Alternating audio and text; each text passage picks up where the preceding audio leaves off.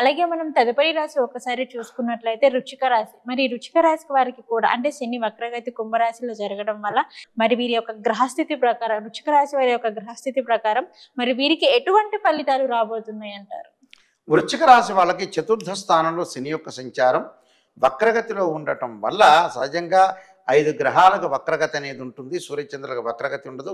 రాహుకేతులు ఎల్లప్పుడూ కూడా వక్రగతిలో ఉంటారు. అంతరిక్షంలో మరి వక్రగతి అనేది ఉండదు. భూమి మీద నుంచి చూసే వాళ్ళకి ఆ గ్రహం అనేది వక్రగతిలో ఉన్నట్టు అంటే దాని యొక్క వేగం తగ్గుతున్నట్టు అని అర్థం పైన.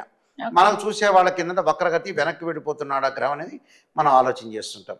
అయితే శని వృశ్చిక రాశి వాళ్ళకి చతుర్థ స్థానంలో వక్రగతిలో ఉండటం వల్ల విశేషమైన సుఫలితాలు జరిగే అవకాశం ఒకటి ఉంటుంది.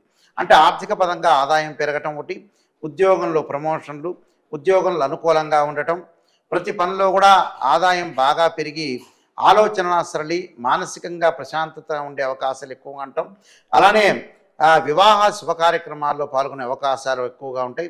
భాగస్వామ్య వ్యాపారం బాగా కలిసి వచ్చే అవకాశం ఉంది. బంగారు ఆభరణాలు కొనుగోలు చేసే అవకాశాలు ఖచ్చితంగా ఉంటాయి. కుటుంబంలో ఆనందంగా ఉండే అవకాశాలు ఉంటుంటాయి. అలానే ఆరోగ్యపరంగా ప్రయాణాలు ఆరోగ్యపరంగా ఇబ్బందులు ఉండవు, కానీ దీర్ఘకాలిక వ్యాధులు అనేవి ఉండవు. కానీ వాహనం మీద వెళ్ళేటప్పుడు ప్రయాణం చేసేటప్పుడు కొంత జాగ్రత్తగా ఉండాలి. ఇళ్ళు మారే అవకాశాలు ఉంటాయి. బంధువులతోటి విరోధం కలిగే అవకాశం ఉంటుంది. స్నేహితులతో కూడా బాంధవ్యము విరోధం పెరిగే అవకాశాలు ఎక్కువ ఉంటాయి. అంటే ఏదేమైనా కూడా ఈ వృశ్చిక రాశి వాళ్ళు వచ్చేటప్పటికల్లా వీళ్ళకి ఎక్కువగా సుఫలితాలు జరిగే అవకాశాలు ఎక్కువగా ఉంటాయి రెట్రోగ్రేడ్ వల్ల. అంటే కొన్ని ఆపదలు వచ్చే అవకాశం ఉంటాయి. అంటే ఆపదల విషయంలో కొంత జాగ్రత్త ఉండాలి. ఆర్థిక పరంగా మితంగా ఖర్చు చేసుకోవాలి. ఆదాయం బాగా పెరుగుతుంటుంది.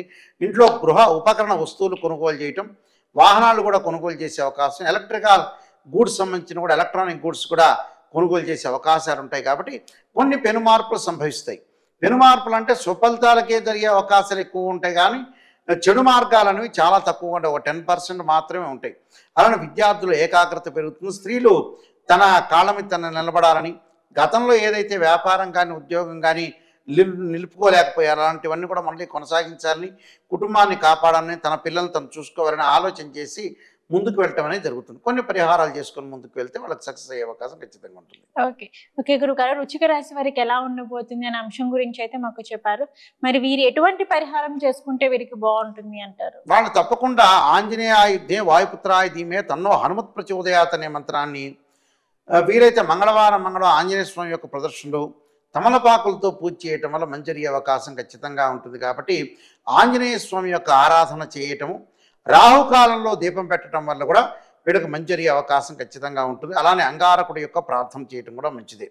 అంగారకాయుధే శక్తి అస్తాయ ధీమే తన్నో భౌమ ప్రచోదయాత్ తత్పురుషా విద్య మహాసేనాయ ధీమే తన్నో షణ్ముఖ ప్రచోదయాత్ అనే సుబ్రహ్మణ్య స్వామి యొక్క గాయత్రి మంత్రాన్ని, సుబ్రహ్మణ్య స్వామి అష్టకాన్ని చదువుకోవటం వల్ల వాళ్ళకి ఏదైతే చెడు ఫలితాలు ఉండేవో అన్నీ కూడా పటాపంచలయ్యే అవకాశం ఖచ్చితంగా ఉంటుందమ్మా.